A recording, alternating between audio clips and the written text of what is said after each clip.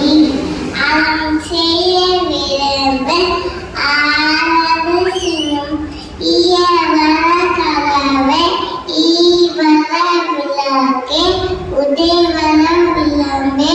ஊக்கமது கையே எந்தத்து இகழ்ச்சி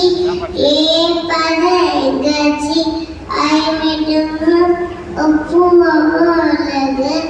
ஓதுவன ஒளியேன் அவையம் பேச